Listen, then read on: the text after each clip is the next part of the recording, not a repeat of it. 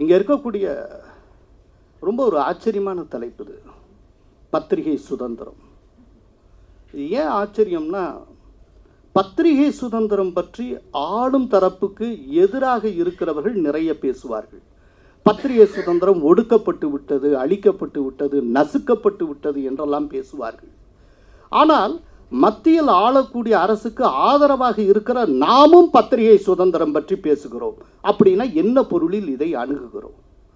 பத்திரிகை சுதந்திரத்தை பற்றி எப்போதுமே ஆளும் தரப்புக்கு எதிரானவர்கள், ஆன்டி எஸ்டாப்ளிஷ்மெண்ட் என்று சொல்லக்கூடியவர்கள் நிறைய பேசுவார்கள். ஆனால் அதே பத்திரிகை சுதந்திரம் பற்றி நாம் பேசுகிறோம். அதற்கு என்ன காரணம்? காரணம் என்ன அப்படின்னா, பத்திரிகை சுதந்திரம் தேவையான அளவுக்கு தேவைக்கு அதிகமாகவே இருக்கிறது. அதுதான் ஆபத்தாக இருக்கிறது. இருக்கிற பத்திரிகை சுதந்திரத்தை பேணி பாதுகாப்பதும், அதை ஒழுங்குபடுத்துவதும், அதை மிஸ்யூஸ் பண்ணாமல், அதை அதாவது எப்படின்னா துஷ்பிரயோகம் செய்யாமலும் பாதுகாப்பது எப்படி என்பது பற்றி யோசிப்பதற்காக நாம் வந்திருக்கிறோம். இங்கே பத்திரிகை சுதந்திரம் ரொம்ப அதீதமாக இருக்கிறது. அதுதான் ரொம்ப ஆபத்தாக இருக்கு.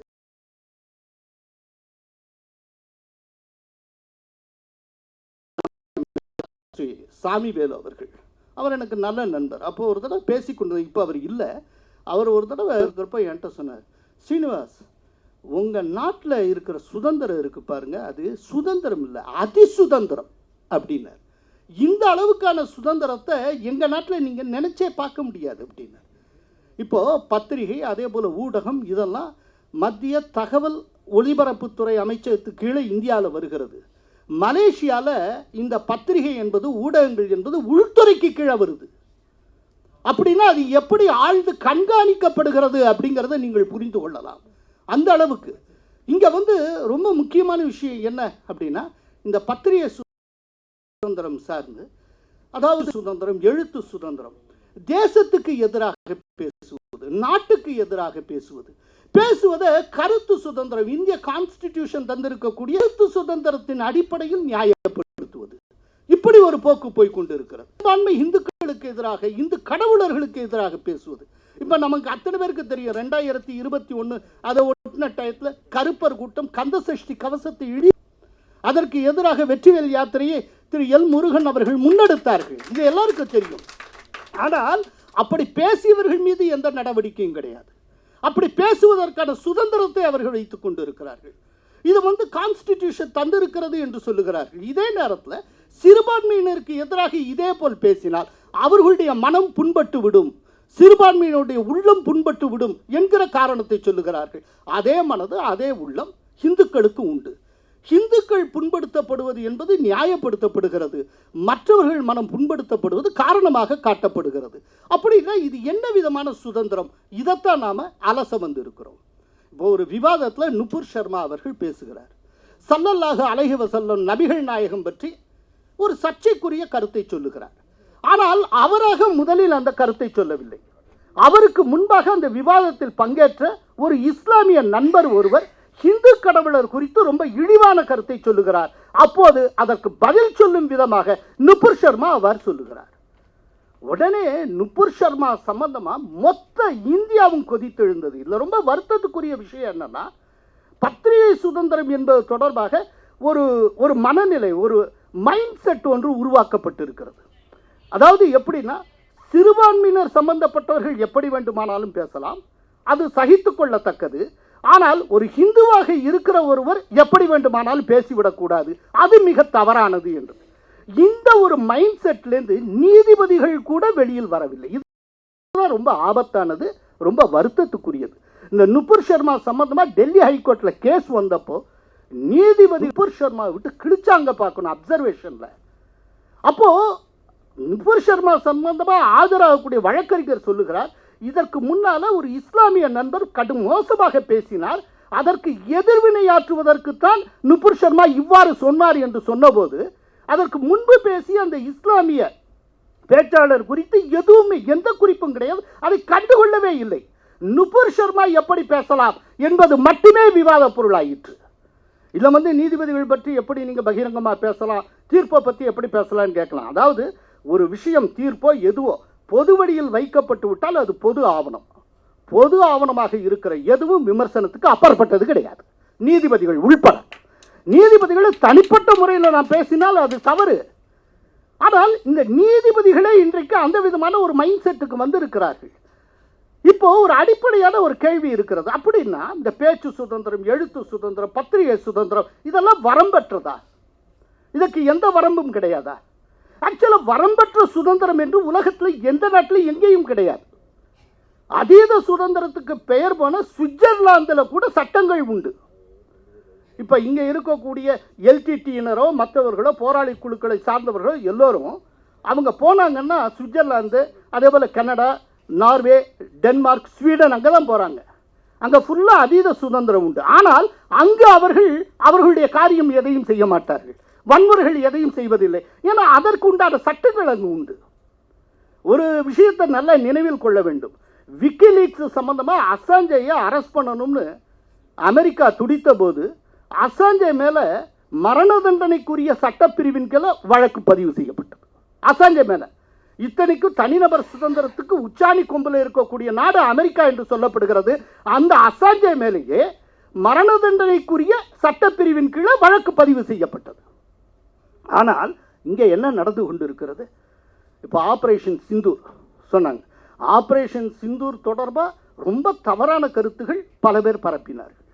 அதில் பகல்காம் தாக்குதல் தொடர்பாக தமிழ்நாட்டிலேயே ஒரு சில, அதாவது தீவிரவாதிகள் போல வேடமிட்டு பிஜேபியினர் வந்து தாக்கி அங்கே இருக்கிற மக்களுடைய மதத்தை கேட்டு அவர்களை கொன்றுவிட்டு அதை இஸ்லாமியர்கள் மேலே வெறுப்பை ஏற்படுத்துவதற்காக இப்படி ஒரு டிராமாவை பிஜேபி செய்தது என்று சொன்னார்கள்.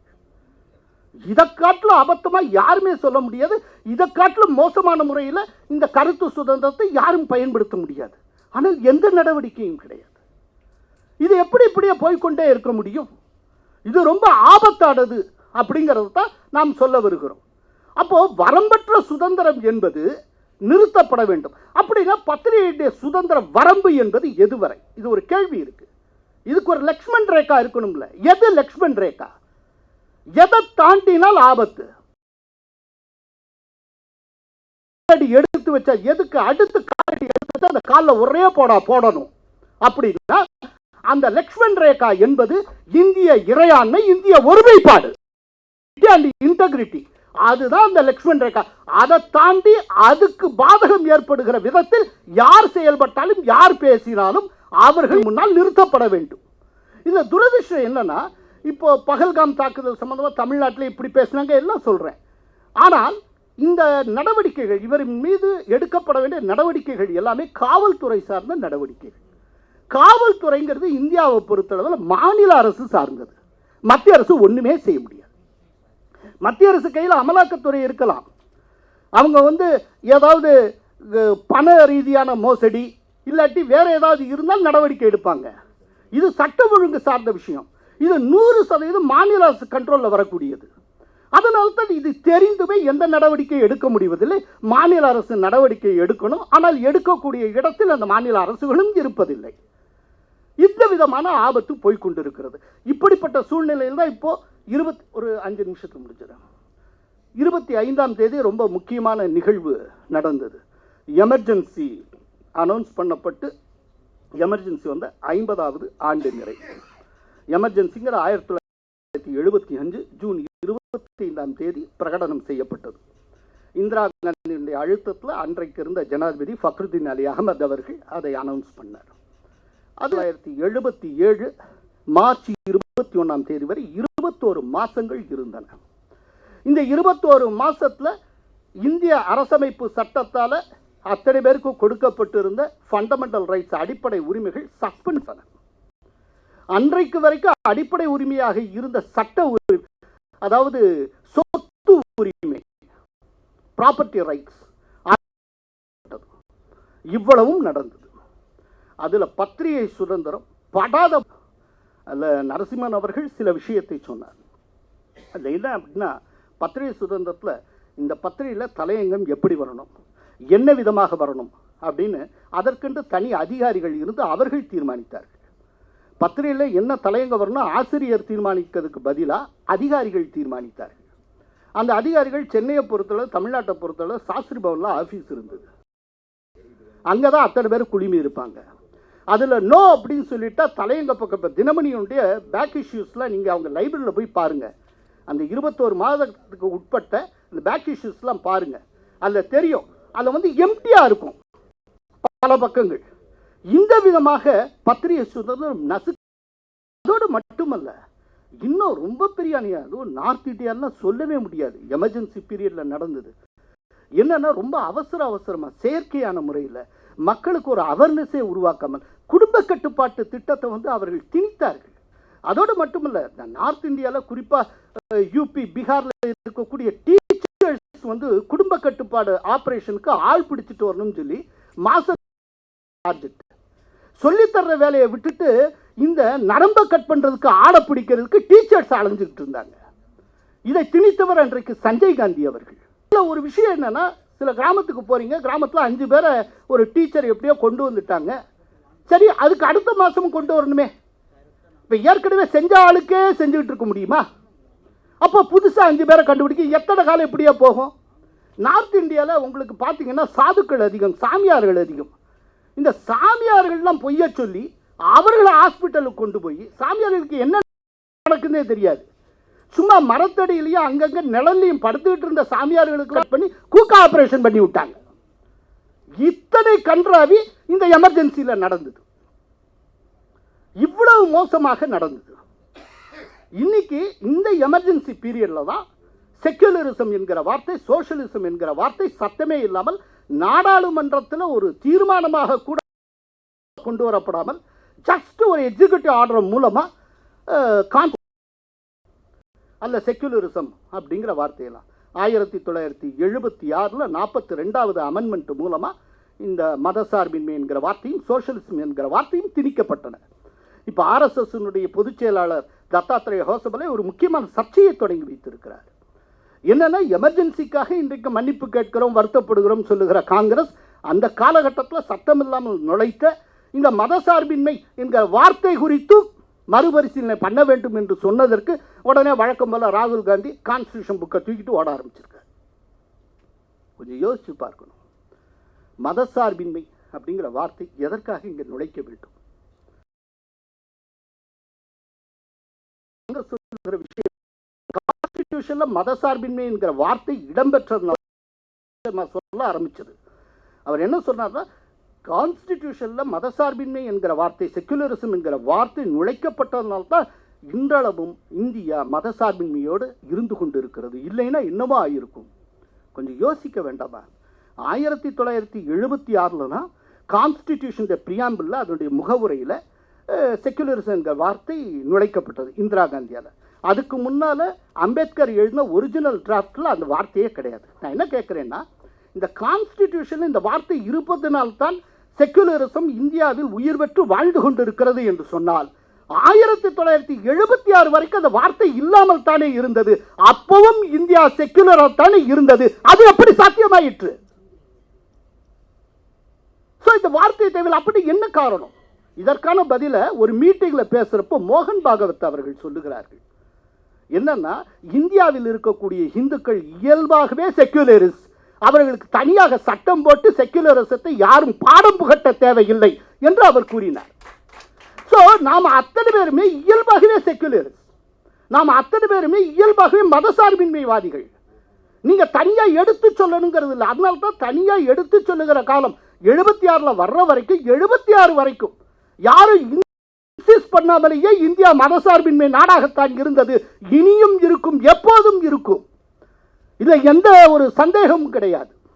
அப்படிங்கிறப்போ இப்ப நாம் பார்க்க வேண்டியது, இருக்கின்ற பத்திரிகை சுதந்திரத்தை தவறான விதத்தில் பயன்படுத்தாமல் தடுப்பது எப்படி, அதை ஒழுங்குபடுத்துவது எப்படி. இன்னைக்கு பத்திரிகை சுதந்திரம் ரொம்ப அதிகமாக இருக்கிறது என்பதுதான் ஒரு ஆபத்தான விஷயமாக இருக்கிறது. அதன் மூலம் பொய்கள் பரப்பப்படுகின்றன. இதுல என்ன ஒரு ஆபத்துனா, பொய்கள் உண்மைகள் போல மக்களிடம் கொண்டு செல்லப்படுகின்றன. ஆனால் உண்மை என்பது மக்களிடம் கொண்டு செல்லப்படாமல் தேங்கியே கிடக்கிறது. இது அடுத்த ஆபத்து.